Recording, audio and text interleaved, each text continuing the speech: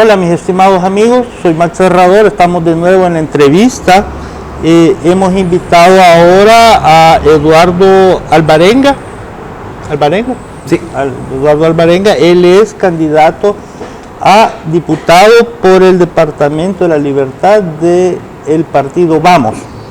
Como ustedes saben, La Libertad es el segundo departamento más importante a nivel electoral en el país, aporta 10 diputados, solo abajo de San Salvador, que aporta 24. Él es profesor de Ciencias Políticas, trabajó en proyectos muy importantes de ley como el acceso a la información pública y otros proyectos más de carácter juvenil, ya lo vamos a hablar más a fondo. Es investigador de prácticas antiéticas, de eso es bien interesante lo que quiero hablar con él. Bienvenido Eduardo, gracias por aceptar esta humilde invitación a esta entrevista. De verdad, muchísimas gracias por la invitación, agradezco el espacio e indudablemente la vamos a pasar muy bien en este conversatorio. Bueno, eso me llamó la atención. Investigador de prácticas antiéticas. Correcto. ¿Qué investigó? ¿Nos lo puede compartir un claro poco? Que sí. Fíjese que yo he trabajado en el Tribunal de Ética Gubernamental, específicamente como parte de la Unidad de Ética Legal, y desde el área jurídica se nos ha dado la posibilidad de investigar todas las prácticas contrarias a los deberes éticos y a las prohibiciones éticas contenidas en la Ley de Ética Gubernamental.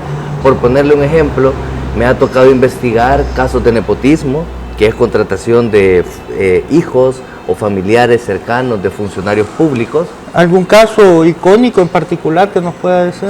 Al interior de la Asamblea Legislativa, que es donde pretendemos llegar, hemos investigado, por ejemplo, a la diputada Maite de Sonsonate, que había contratado a su hermana, y se demostró que efectivamente estaba ese vínculo familiar y se le sancionó, y entiendo que se declaró nula la contratación ya por parte de la Asamblea y se volvió al estado que se encontraban las cosas antes de lo sucedido, ¿verdad? Aquí la idea es precisamente perfeccionar o profesionalizar el ejercicio de la función pública. Otro tema que me ha tocado investigar es el uso indebido de recursos públicos, el uso indebido de vehículos nacionales, el uso indebido de instalaciones públicas para fines político-partidarios, para mítines, que se dan en escuelas, que se dan en direcciones departamentales, etcétera, cuando se utiliza algo que su finalidad es para el servicio de la población y se le da una utilización para fines político-partidarios, ¿verdad? Estaba leyendo ahí su página web, que por cierto lo felicito, muy buena. Usted es activista político, más que todo por el lado juvenil, es abogado, notario, 36 años, está joven, y noto que apoya decididamente la organización juvenil. Correcto. Cuénteme de la organización juvenil de las que usted ha participado o ha apoyado. Fíjese que mi organización de base, que yo le llamo así, es Líderes Solidarios y Voluntarios del Salvador. Esta es una organización a la cual yo llego aproximadamente en el año 2010-2011 y me encuentro con jóvenes que provenían de distintas universidades, donde nos une justamente el sentido de aportar positivamente a la realidad del país. Es así como instauramos una comisión, una coordinación de incidencia política y una coordinación de prevención de la violencia. Sobre la coordinación de prevención de la violencia trabajamos mucho en institutos nacionales, específicamente, por ejemplo, le puedo comentar el Instituto Nacional Albert Camus, que está en las cercanías de la Universidad Nacional, donde con los estudiantes de último año de bachillerato les impulsábamos estrategias para que ellos se posicionaran en un ambiente positivo que harían al graduarse de su bachillerato que estaban cursando. Y es así como pudimos impactar en muchos jóvenes que luego decidieron continuar su formación académica en la universidad y ahora son grandes profesionales en el ejercicio de las carreras que decidieron. Y en el área de incidencia política hay 3 momentos importantes que yo destaco que logramos desde la organización. Impulsamos la adopción de la Ley General de Juventud, juntamente con otros colectivos juveniles, CIPGES, PLANGES y Líderes Solidarios, nos dimos a la tarea de confeccionar un cuerpo normativo que reconociera los derechos de las juventudes y fuimos a hacer lobby al interior de la Asamblea Legislativa con todos los partidos políticos y con mucho orgullo y satisfacción puedo comentarle que más del 80% de esa norma la redactamos nosotros los jóvenes. Jóvenes que en ese entonces éramos universitarios, algunos acabados de graduar y pudimos presentar un documento técnico bien fundamentado que luego se convirtió en la Ley General de Juventud y eso trajo consigo el reconocimiento también del Consejo Nacional de la Persona Joven, el surgimiento de este elemento. Este ente hoy por hoy se encarga de representar a las organizaciones juveniles frente a los tomadores de decisiones.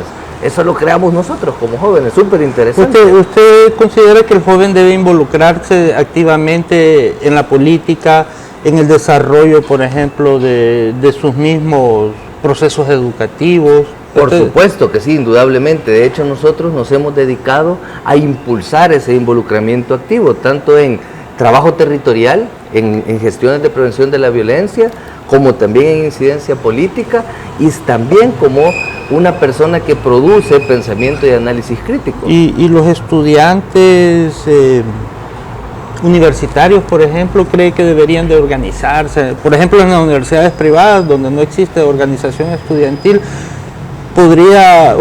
cree que se deberían los estudiantes tomar sus propias decisiones. Y fíjese que, bueno, yo aparte también he ejercido la docencia universitaria en 4 universidades privadas y dada la vinculación que he tenido con organizaciones juveniles, yo me he dado la tarea de identificar liderazgos de estas universidades privadas y lo llevo a conocimiento de las organizaciones juveniles y básicamente lo que hago es empoderarles, impulsarles para que se involucren en los temas de país.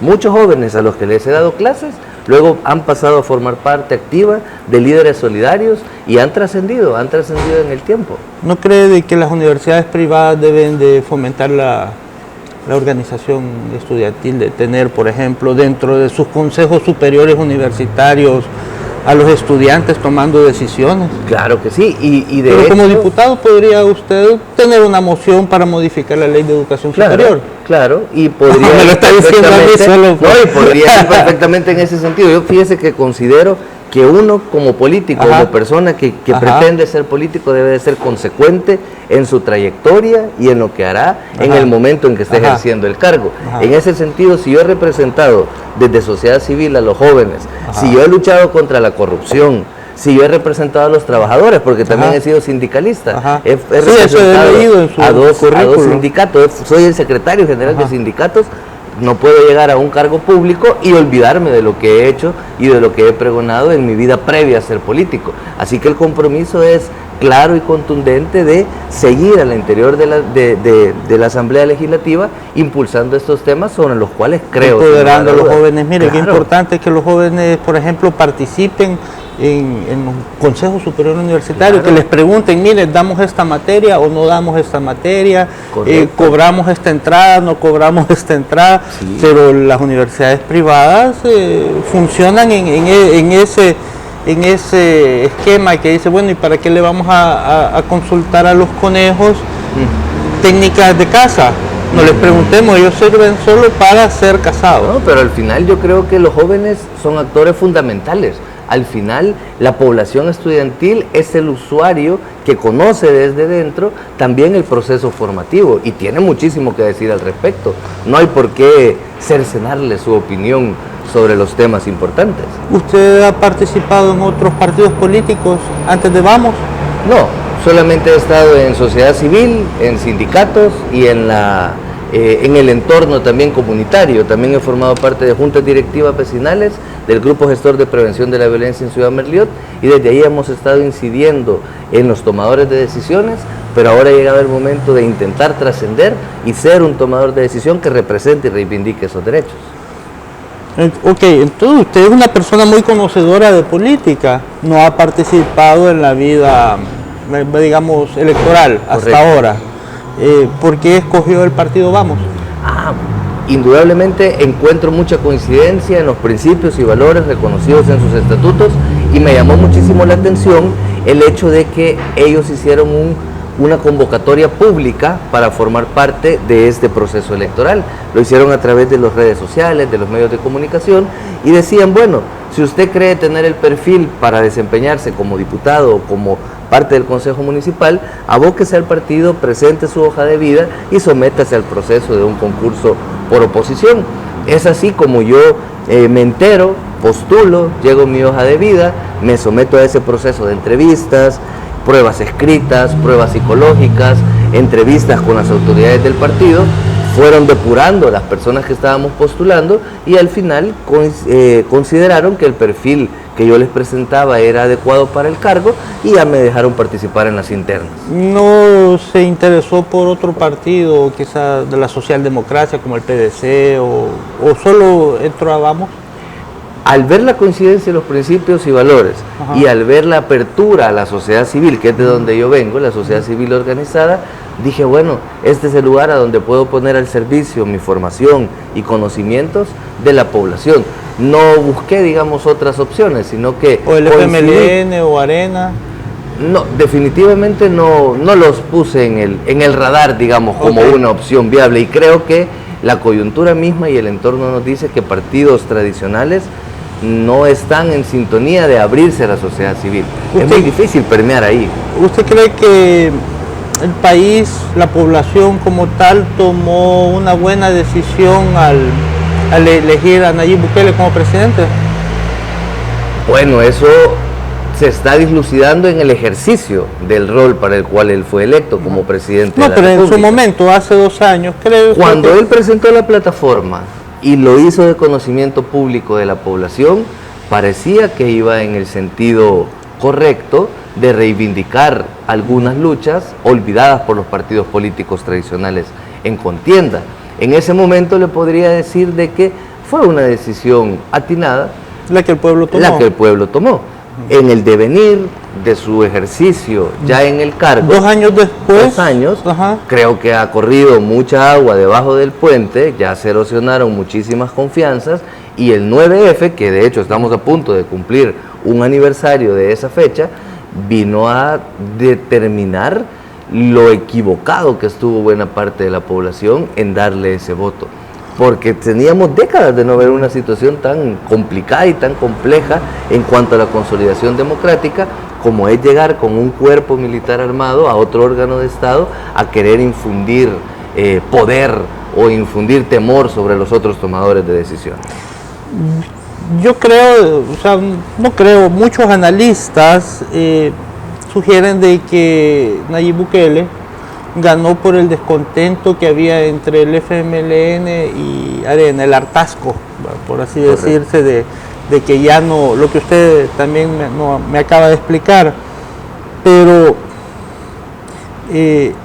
actualmente, siguiendo su línea y sus palabras, podríamos decir de que hay muchas personas que ahorita ya lo están repensando. Correcto.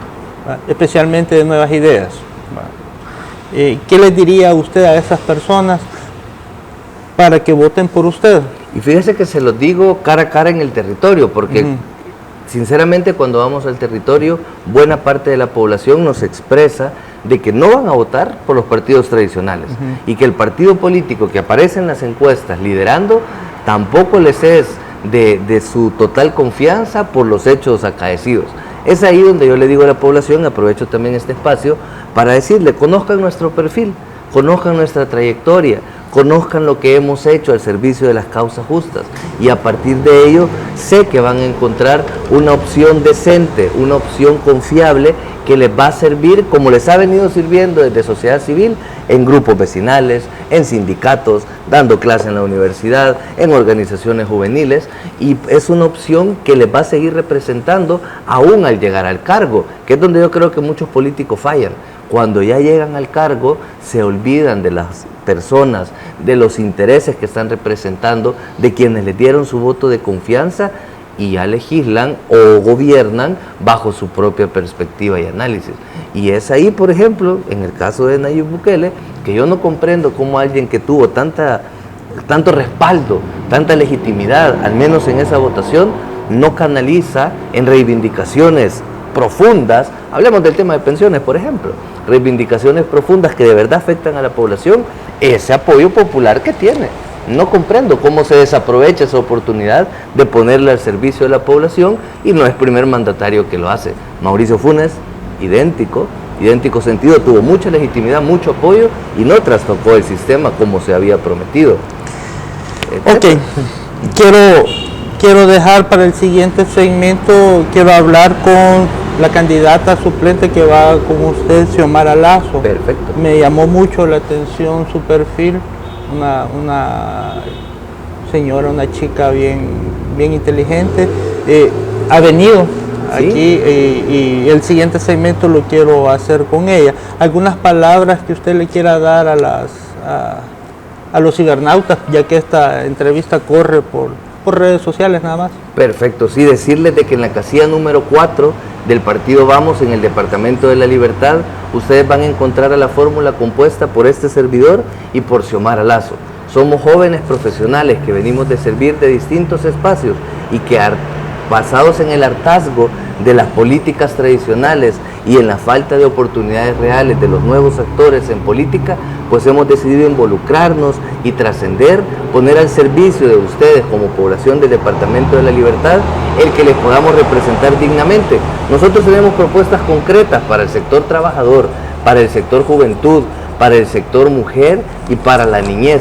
Y somos una fórmula bastante completa. Ya conocerán también el perfil de Xiomara Lazo y las propuestas que ella tiene, su visión, y verán cómo hacemos esa armonía al momento de presentar y estamos seguros que le podemos representar dignamente al interior de la Asamblea Legislativa. Así que está fácil, estamos al centro de la papeleta en el Departamento de la Libertad. Ustedes marcan la bandera del partido Vamos, cuentan 4 casillas para abajo, marcan mi rostro y van a tener unos representantes dignos al interior de la Asamblea Legislativa. ¿Hacemos un tiro al plato, le parece? Perfecto. Vale. Dígame, Nayib Bukele, Presidente. la derecha salvadoreña, Capitalista.